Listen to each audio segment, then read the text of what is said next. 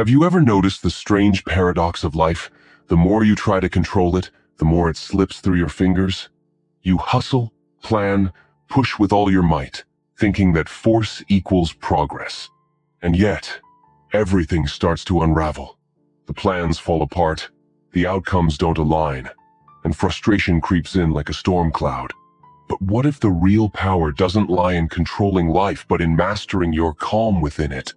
Imagine for a moment that calm isn't weakness. Imagine it's your secret weapon, the one thing that gives you clarity when others are lost in panic. In this video, you're going to discover 11 timeless lessons from Stoic philosophy, lessons not made up for a self-help book, but forged through centuries of trials, failures, and resilience. These are real principles that helped ordinary people survive the extraordinary. And if you stay with me, I promise they'll change the way you face chaos. Are you ready to learn how to turn calm into your greatest advantage? Let's begin not with theory, but with a man who lived it. James Stockdale, a U.S. Navy pilot, a man trained for precision and control. Every mission, every maneuver, timed down to the second. He was the embodiment of order until one fateful day during the Vietnam War, when everything shattered. His plane was shot down in a blink. 1 second he was flying high above the earth, focused, steady. The next, he was spiraling downward.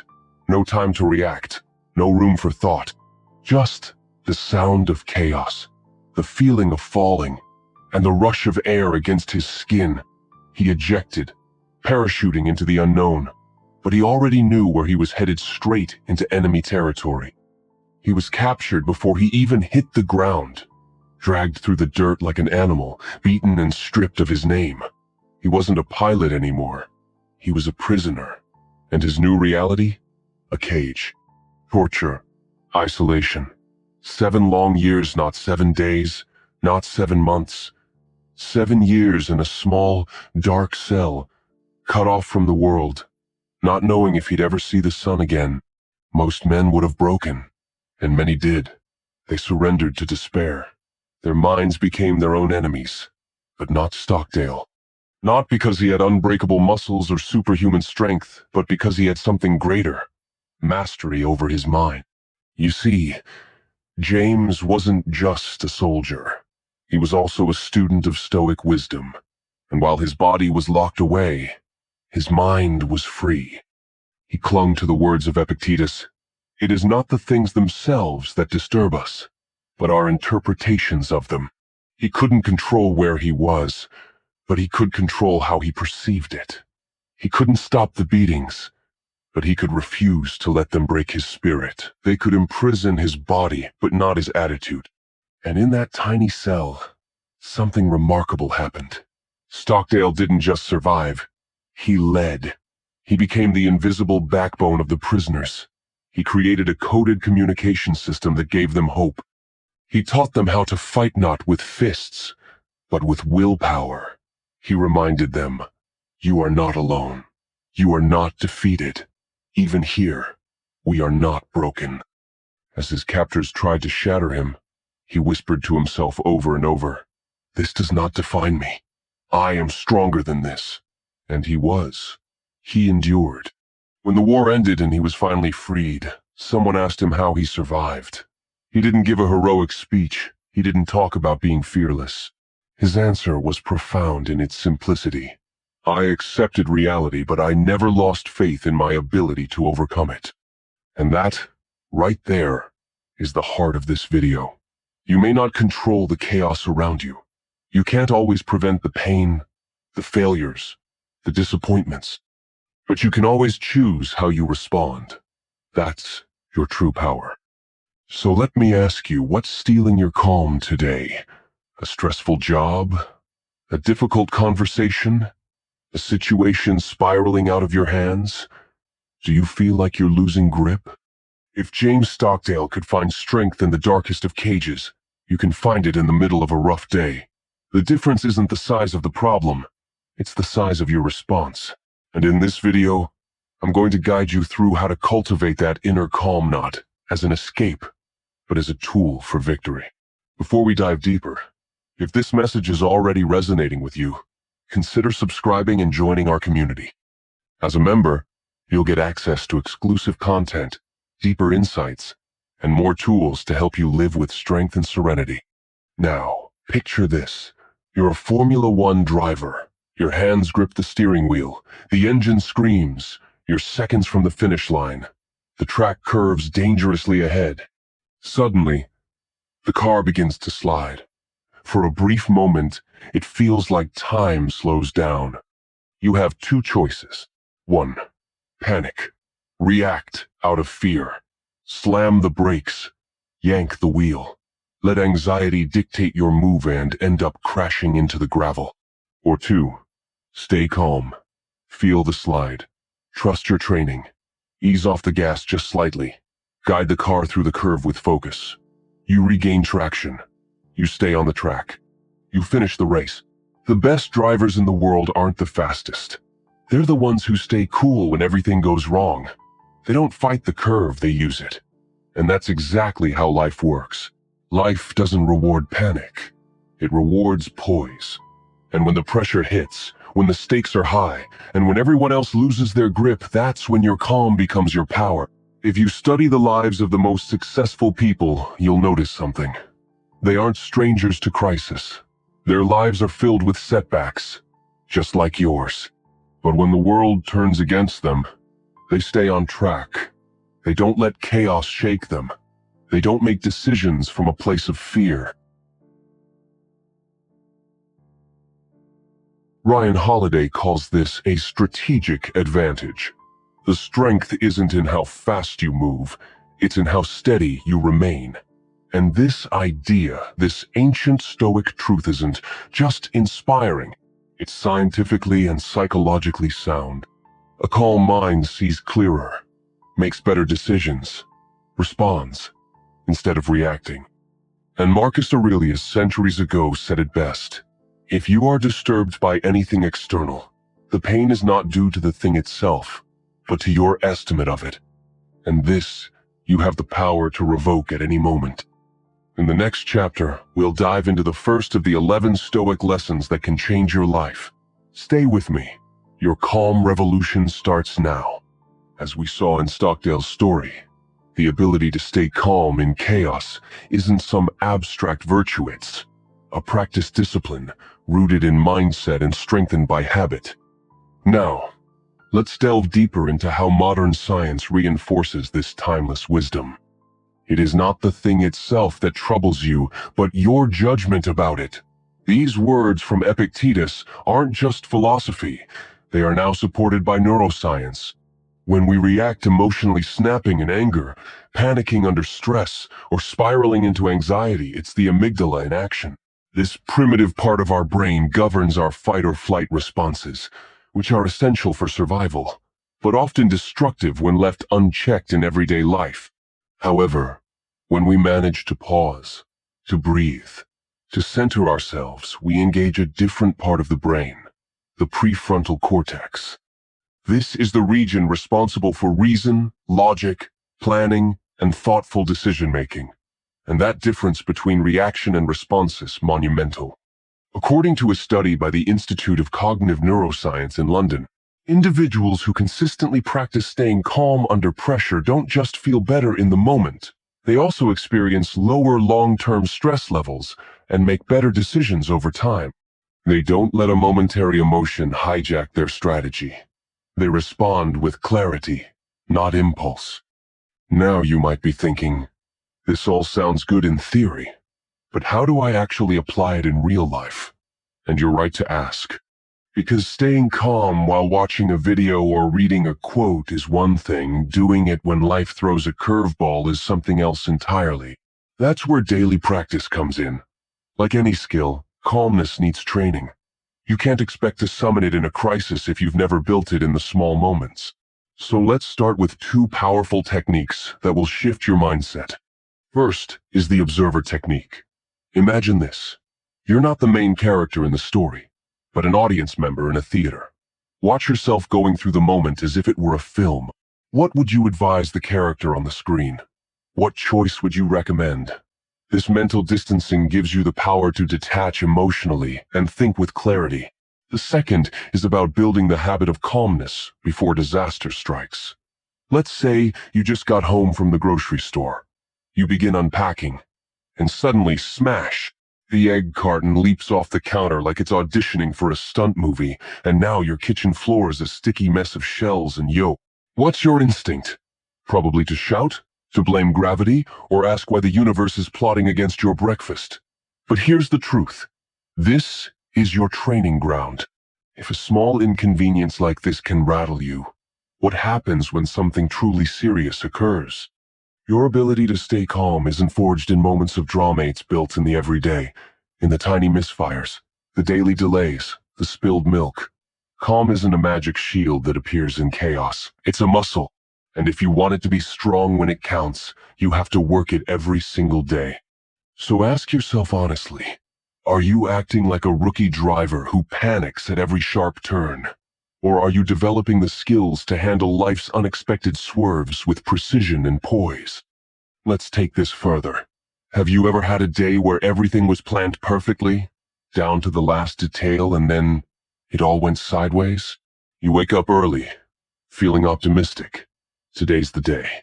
You'll knock out that big project, hit the gym, prepare a beautiful dinner, maybe even sneak in some reading. But then bam, your boss drops an urgent task on your desk. A friend cancels on dinner. A loved one says something that cuts you to the core. Suddenly, frustration bubbles up. Nothing is going as expected. You feel like the universe hit backspace on your perfect day. Why is this so upsetting? Because we don't just want control over our lives, we crave control over others. We want people to behave the way we envision. We want the world to follow our script. How many times have you tried to change someone's mind, only to be met with resistance? Given heartfelt advice, only to watch them make the same mistake? Wished your parents, partner, or friend would just understand your perspective? And when they don't, you feel it. The anger, the helplessness, the disconnection. But here's the truth. The pain doesn't come from the situation itself. It comes from your expectation that it should be different. Naval Ravikant, entrepreneur and thinker, put it simply, suffering comes from the desire to control the uncontrollable. The more we try to force outcomes, the more we resist reality and the more we suffer. This isn't just wisdom from modern minds. Epictetus said it thousands of years ago. Some things are up to us, and some are not. And only those who cling to what they cannot control will suffer. Science confirms this. A Stanford study divided participants into two groups. One had control over their task outcome, the other didn't. The group that embraced uncertainty, who accepted they couldn't dictate the result, had lower anxiety, better adaptability, and a more stable emotional state. The ones who clung to control, constantly frustrated, drained, angry at the world. So which one are you? The person who adjusts their sail, or the one who yells at the wind, hoping it'll change direction? To help you build real resilience, here are two powerful challenges. First, the so what challenge. The next time something goes wrong, ask yourself, will this matter in 5 years? Because most of the things we stress about now won't even cross our minds in a few months. Second, controlled chaos. One day each week, stop planning everything. Let go of your detailed schedule. Let life surprise you. You'll discover that by releasing control, you actually regain it. Your mind becomes more flexible. Your reactions less rigid. Life isn't a straight highway. It's an open sea. You can't calm the waves, but you can learn to sail. And true mastery comes when you stop fighting the storm and start guiding your ship through it. That's where strength is born. Not in control, but in calm, adaptability, and wisdom. As we just explored, letting go of control doesn't mean surrender, it means channeling your energy into what truly matters. Your response, your mindset, your growth. And now, let's turn inward and explore a powerful tool that can quietly rewire your mind and help you plant the seeds of lasting peace gratitude. Before you complain, pause and consider this. Your mind is like a garden.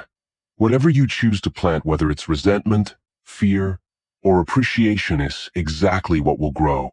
If you constantly water it with negativity, criticism, and complaints, don't be surprised when your inner world feels like a thorn-covered wasteland, dry and lifeless. And no, this isn't just a poetic metaphor. A team of researchers at the University of California, Berkeley, set out to prove it with science. They conducted a study in which participants were split into two groups and asked to complete a daily writing exercise. The first group had a clear rule: write down 3 things they were grateful for each night, no matter how small. The second group had no specific instructions. They could write about anything. Weeks passed. The participants completed their journals diligently, and then the researchers analyzed their brains, and the results were staggering. The group that focused on gratitude daily showed increased activity in the prefrontal cortex, the region responsible for emotional regulation, calmness, and wise decision-making. It was as if their brains were being reprogrammed to look for the good, to find light even in the shadows. Meanwhile, the second group, the ones who wrote without intention, showed no measurable change. Their mental garden remained unchanged, untended, and undernourished. Do you see it now? Gratitude isn't trivial. It's transformative. And I'm not just quoting studies, I've lived it. I used to think the practice was pointless, just another trendy self-help tip. But one morning, I decided to give it a chance. I started jotting down 3 simple things I appreciated. Not grand achievements, just little details. A warm cup of coffee, a kind word, a quiet moment. And slowly, something shifted. My mindset began to change. I felt lighter, more centered, more aware of the good around me. It reminded me of what Seneca once said: "It is not happiness that makes us grateful, it is gratitude that makes us happy." Let that sink in. Think about your typical Monday morning. You open your eyes, and before your feet even touch the ground, your mind races. I need a break. You grumble about your job, your bills, your routine. You wish for a different life, a different place, a different version of yourself. As you brush your teeth or wash your face, the same thoughts loop. If I had more time, more money, more freedom, then I'd finally be at peace. But tell me, has it ever been enough? Because here's a hard truth: no matter how much you acquire, there will always be something else to want. Another goal, another upgrade, another version of better. And in the pursuit of more, you lose what's already here: your peace, your joy, your presence. So, if a simple habit, like recognizing the good, can literally rewire your brain and strengthen your ability to remain calm, why not practice it daily? Here are 3 simple yet powerful ways to begin. First, start your day with intentional gratitude. The moment you open your eyes, sit up, stretch, and say out loud, "Thank you." Say it with energy, with purpose. Feel it. Let your brain shift its focus from what's missing to what's already present. Second, end your day with reflection. Before bed, write down 3 good things that happened. But don't just repeat the same list. Look for the overlooked, the unexpected smile from a stranger, the perfect cup of coffee, the moment of laughter with your partner. Train your mind to search for light, even in a cloudy day. Third, practice the art of contentment. Focus on what you have, not what you lack. Life isn't a never-ending checklist of desires. If you can't appreciate what's in front of you now, more won't satisfy you. It will only move the finish line further. Because here's the truth worth engraving in your mind: complaining changes nothing. Gratitude changes everything. Let's carry this idea further. The quality of your thoughts defines the quality of your life. And sometimes, that truth only clicks in the middle of life's toughest storms. Let me share a story about a close friend. A few months ago, he received news that would shake anyone to the core: serious medical diagnosis. Overnight, his world became a blur of doctors, tests, anxiety, and sleepless nights. But worst of all, his own mind. Each morning, he'd wake up with thoughts that drained him. What if it gets worse? What if this never ends? Why me?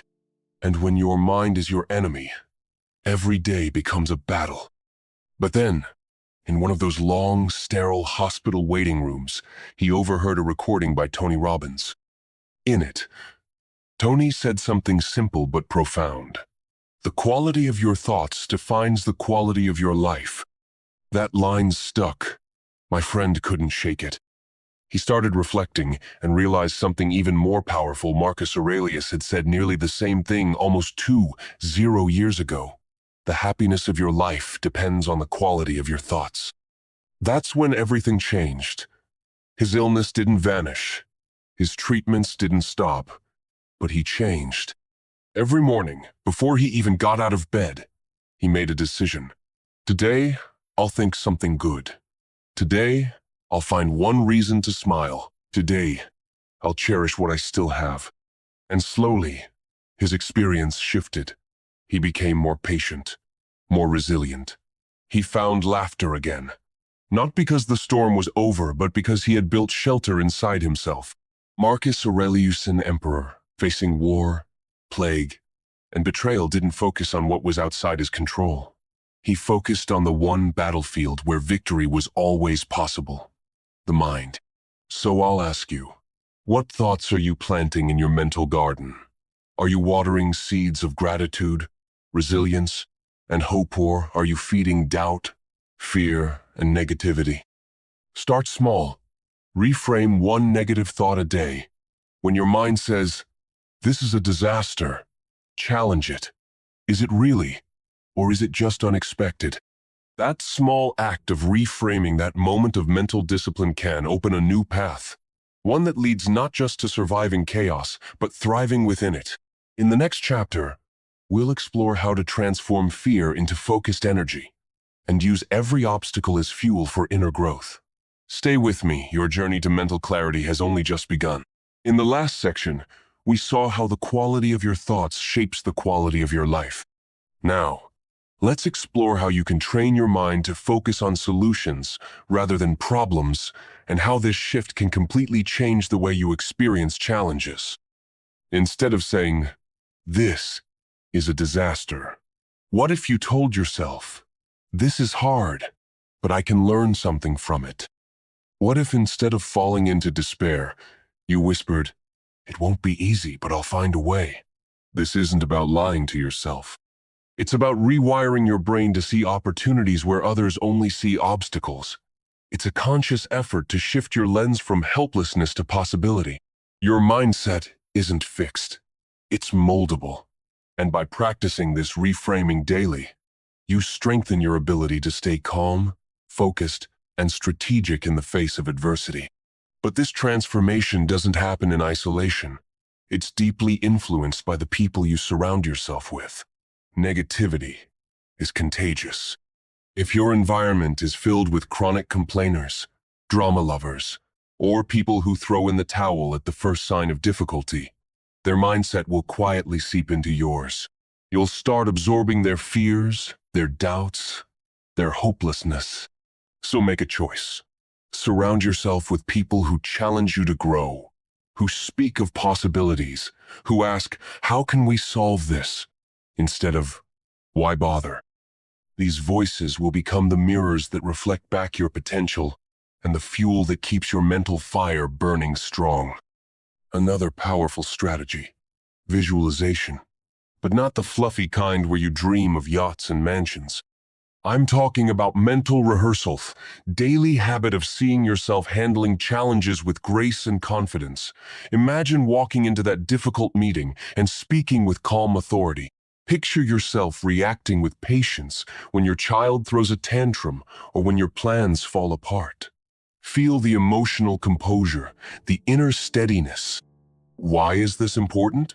Because your brain doesn't fully distinguish between imagination and reality. When you visualize success, you're training your nervous system to stay composed under stress. So when real challenges arise, You've already practiced how to respond. You've rehearsed resilience. In the end, it all comes down to one truth. Your mind is the filter through which you experience the world.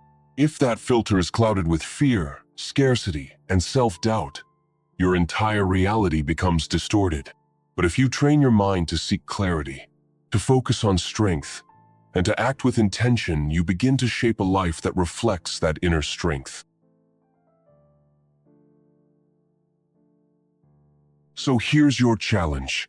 Drop into the comments and tell us, what do you want to attract into your life? Say it with confidence. Write it down like it already belongs to you, because every transformation begins with a single thought. Now, let's build on this, because the next lesson will challenge the very way you interact with the world around you. Let me ask you something. When you walk down the street, what catches your eye? Do you fixate on the honking cars, the chaotic crowds, the mess and stress of daily life? Or do you notice the sunlight peeking through buildings, the wind rustling through the trees, the quiet joy in someone's smile? Here's the truth. Reality is the same for everyone, but how you experience it depends entirely on where you place your attention. It's like that famous image, the bus meme. Two passengers, same journey. One stares out the window and sees only a dull rock wall. The other looks out and is moved by a breathtaking view. The road didn't change, only their focus did. And life works exactly the same way. If you constantly focus on what's broken, what's missing, what's going wrong, then your reality becomes a gray cloud. But if you turn your attention toward the good, even if it's small, your world begins to bloom. Will Smith once said in an interview, "If you want success, if you want peace, you have to learn to ignore distractions and focus on what matters." That's not about being lucky, it's about learning to direct your mental energy toward what lifts you up, not what drags you down. Your attention is like a filter.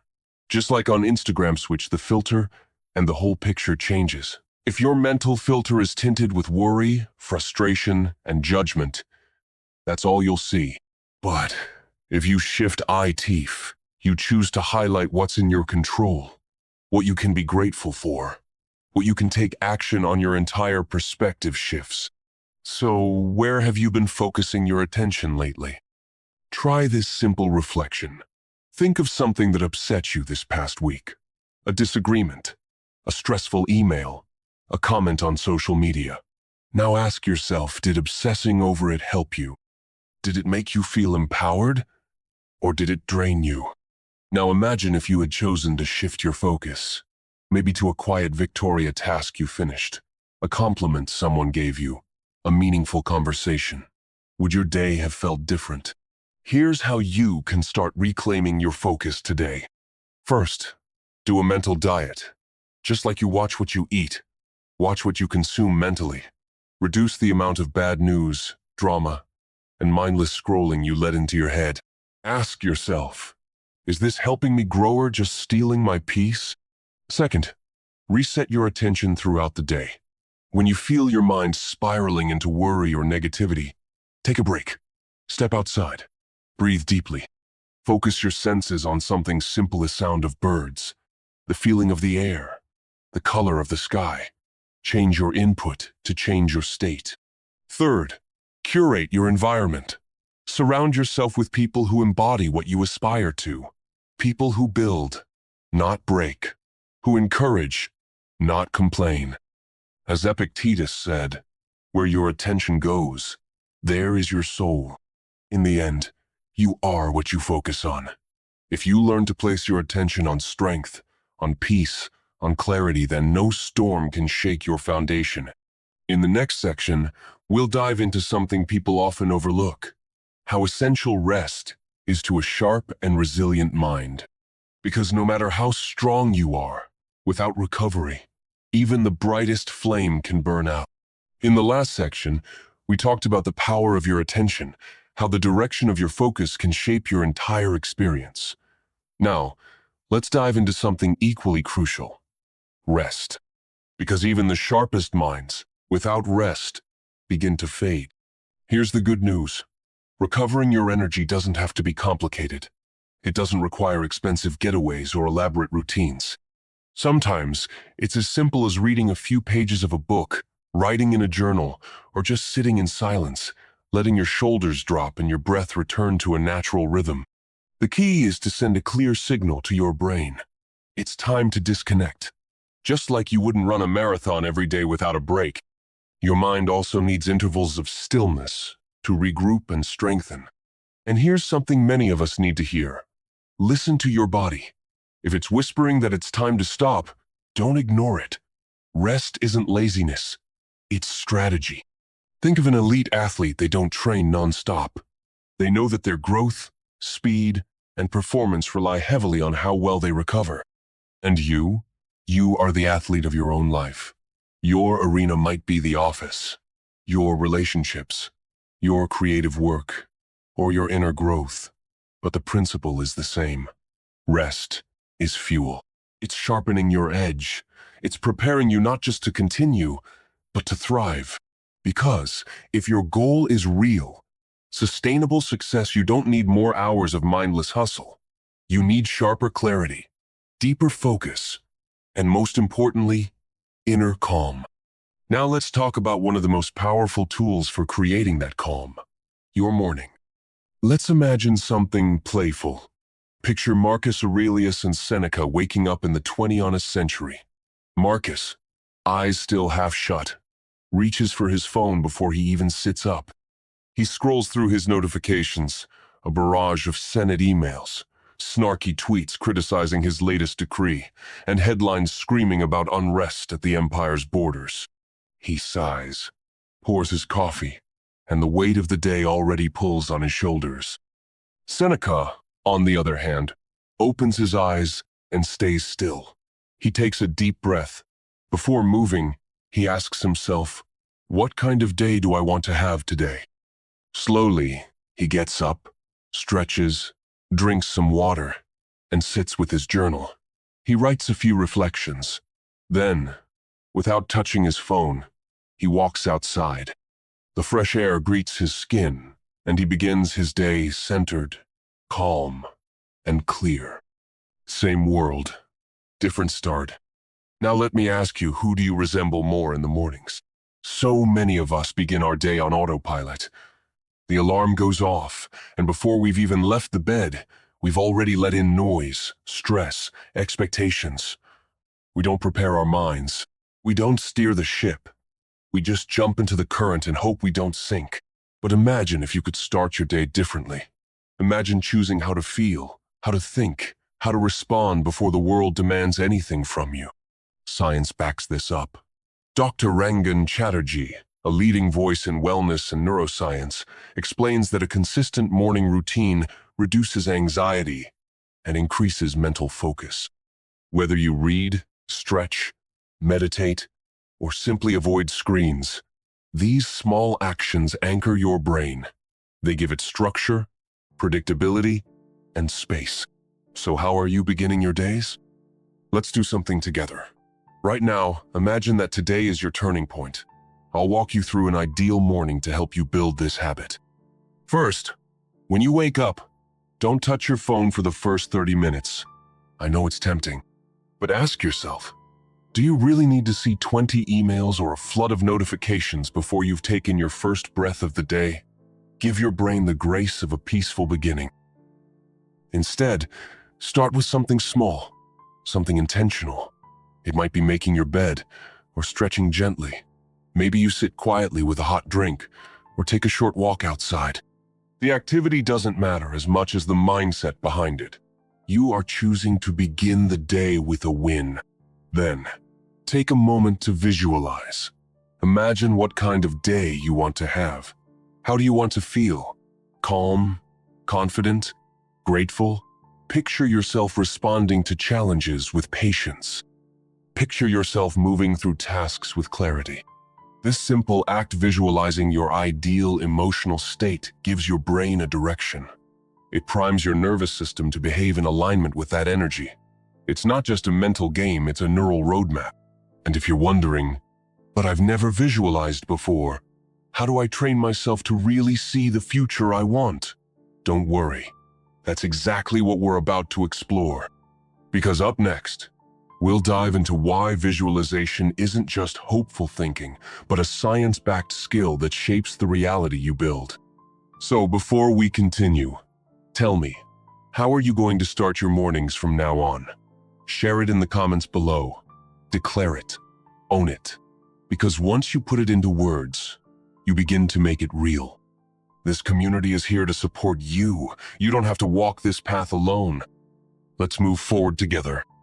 In the last section, we explored how your mornings shape the emotional tone and clarity of your entire day. Now, let's take that momentum and dig into a tool that takes this to the next level: visualization. Because it's not enough to simply want improvement or hope for success. You have to see it, feel it, live it in your mind before it ever becomes real. Here's the truth. Vague goals lead to vague results. So don't just say, "I want to be more confident." Picture it. Close your eyes and imagine a real-life scenario: a meeting, a conversation, a presentation where you walk in with your head high, your shoulders relaxed, and your voice steady. Picture yourself speaking clearly, listening deeply, and standing in your truth without shrinking back. If your dream is to build a successful business, don't just repeat the words like a mantra, immerse yourself in it. Visualize the details. Imagine waking up and walking into your office. What does it look like? What's on your desk? How does your team greet you? What are the sounds in the background, the gentle hum of productivity, the quiet confidence in each interaction? Picture your morning coffee, the steady flow of meetings, the goals accomplished before sundown. The clearer the picture, the clearer the path your brain can take to get there. Our minds are guided by images. The brain craves clarity. And without a strong, specific image to chase, it's like driving through fog. You'll move, but without direction. Next, fill your environment with triggers that reinforce your vision. Athletes don't put inspirational quotes and photos of their heroes on their walls by accident. It's strategy. These reminders keep their minds aligned with their goals. So, use this method in your own life. Change your phone's wallpaper to an image that inspires you. Put a sticky note with your goal on your bathroom mirror. Read a quote before bed that recenters your mindset. Small, repeated cues create powerful momentum. Because calmness, real, unshakable calmness, comes from knowing where you're going. And success? It doesn't arrive by chance. It comes when you walk in the direction of your vision, one intentional step at a time. And speaking of staying centered, let's talk about emotional control, especially in moments of conflict. Imagine this. You're at a poker table. The stakes are high. The room is tense. Players study each other more than they study their cards. Now, the real experts? They don't win because they always have the best hand. They win because they never give away what they're feeling. They don't fidget. They don't sweat. They breathe. They observe. They stay composed. Now replace the poker chips with words, and the table with a real-life argument. Someone challenges you. Their voice rises. Maybe they mock you or misunderstand you. Every nerve in your body wants to strike back, to interrupt, to yell. Your heart races. Your thoughts jumble. You feel the heat rising. But here's where the game changes. You pause. Instead of reacting, you breathe. You observe. You choose your response. This is what the Stoics mastered: not emotionlessness, but emotional discipline. The space between stimulus and response. And that space, my friend, is where your power lives. Marcus Aurelius lived this daily. He ruled an empire. He faced betrayal, war, and loss. But what held it all together was his calm under pressure. He once wrote, "Calm yet determined, cheerful yet steady. That is the man who follows reason in all things." In every situation, your mind can be your strongest ally or your worst enemy. It depends on one thing: who's in control. In moments of high emotion, start with your breath. It may sound too simple to matter, but it's your anchor. Use the 4-7-8 method. Inhale for 4 seconds, hold for 7, exhale for 8. This activates your parasympathetic nervous system. It tells your body, you are safe, you are in control. And once your breath steadies, your mind will follow. Also, show compassion even when it's hard. If someone lashes out at you, remember, it's rarely about you. It could be their own stress, their own trauma, or their own failure to manage their thoughts. Don't take the bait. You get to choose whether to enter their storm or stay in your stillness. Because here's the truth. The one who shouts, loses. The one who stays calm, wins. So next time the pressure builds, don't just react. Breathe, reflect, then respond with precision. That's not weakness. That's mastery. In the next section, we'll discover why silence, something so simple, yet so avoided, might just be the most powerful tool to finding clarity and peace in your life. Stick with me. The deeper you go, the calmer you become. In the next section, we explored how silence can reset your mind and unlock clarity. Now, let's dive into the surprising truth that silence doesn't mean your brain goes quiet. It actually becomes more active in a completely different and powerful way. When you finally stop, unplug, and let yourself rest in silence, your mind doesn't shut down. It doesn't slip into standby mode.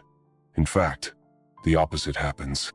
Your brain begins to hum in the background, sorting, filtering, connecting. It's like trying to find something in a messy room. You search left, right, pull things off shelves, rummage through drawers, and it's frustrating.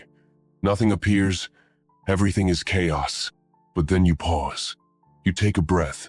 You start to tidy up, and suddenly, there it is, the thing you were searching for, hiding in plain sight the whole time. This mental reordering is driven by a powerful system in your brain called the default mode network. It's like the brain's behind-the-scenes crew, working to connect ideas, solve dilemmas, and offer insight. When distractions are removed, this system comes alive, organizing scattered thoughts and surfacing answers that felt out of reach. So, what can you do if your mind feels like a storm, loud, cluttered, and full of questions? Here are 3 simple, practical ways to invite clarity in. First, disconnect for just 30 minutes a day. No screens, no conversations, just silence. This could be in the early morning, before bed, or whenever your schedule allows. Let your mind reset without any external stimulation. Second, take silent walks. No music, no podcasts. Just you and your thoughts, step by step. At first, this might feel awkward and a bit unsettling. But with time, you'll discover something incredible. Ideas and solutions that were hiding behind the noise start to surface.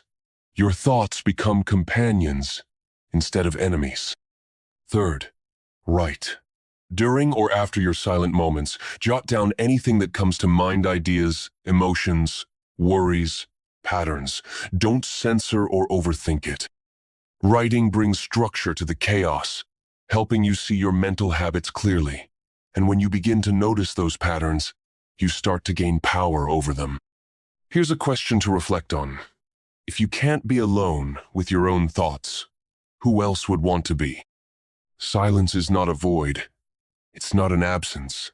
It's a tool, a sharpening stone for your mind. And when used consistently, it becomes one of the most effective ways to reclaim control and direct your energy towards success. And now, if you're truly committed to building calm and resilience in your life, there's one more lesson you can't afford to overlook. It's something so simple, yet often ignored. Something physical, yet deeply mental. Let's talk about your hands. Let me tell you a story. There was a man who could never sit still, not because he was impatient, but because his mind was overflowing with curiosity. He didn't just observe the world, he needed to touch it, understand it, take it apart, and rebuild it. He sketched endlessly, designed machines before they existed, dissected human anatomy, wrote and drew with obsession. But this wasn't mere creativity, it was survival. He had discovered that his mind worked best when his hands were busy. When his thoughts became tangled, he grabbed a pen. When he felt overwhelmed, he sketched. When words failed, he let his actions speak. That man was Leonardo da Vinci. Yes, a genius. But more importantly, someone who understood something profound. When the mind is overwhelmed, the answer isn't always to think more. Sometimes, the answer is to do. So I'll ask you, what do you do when stress begins to take over? When your thoughts race and your mind feels like it's on fire? Marcus Aurelius said it simply, well-directed action brings peace to the mind. Calm doesn't arrive when you wait passively. It arrives when you take intentional action. Imagine this. You're at work. Emails are flooding your inbox. Your phone is buzzing non-stop. Someone walks in with a crisis. You feel that familiar pressure in your chest. Your mind wants to scream. You wish deeply that you could be that person who handles it all with grace. The one who doesn't panic. The one who thinks clearly while others spiral. So how do you become that person? You use your hands. I know it sounds overly simple, but trust me, it works.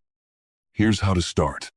First, carve out at least 10 minutes a day for a hands-on activity. Something tactile. It could be drawing, journaling by hand, cooking, gardening, fixing something around the house. You don't have to be good at it.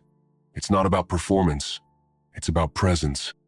And no, I'm not suggesting you start doodling during a chaotic board meeting. But outside those moments, make this a ritual. A daily space where your hands move and your mind breathes. Second, eliminate distractions. No multitasking. No music with lyrics. No background noise. Just you, your hands, and the task. When your mind is anchored in one physical activity, stress has nowhere to hide. It dissipates. Third, notice how you feel afterward. Maybe the storm didn't vanish, but I promise you'll feel lighter, clearer, as if the mental fog has lifted, even just a little. When words aren't enough, let your hands do the talking. Sometimes, a quiet task folding laundry, kneading dough, organizing a drawer says more than 1,000 racing thoughts ever could. So tell me, what's one thing you'll do with your hands today to bring calm to your mind? Share it in the comments. Be bold. Be specific. Because calm isn't just the absence of chaos, it's your foundation for clarity, focus, and deliberate action. Every single day, you're given a choice. To react or to respond. To spiral or to center. To be ruled by noisy or to rise above it. And if you've made it this far, let me know in the comments with these words. I choose calm to guide my success. Let's see who the true Stoic warriors are, those who stayed with us to the end. If this message resonated with you, don't forget to like this video, subscribe, and click the notification bell. And if you're ready to go even deeper, check out the playlist now appearing on your screen. It's filled with stories, lessons, and strategies to help you master your thoughts, stay grounded, and grow stronger every day. Until next time, take care and keep embracing your inner Stoic.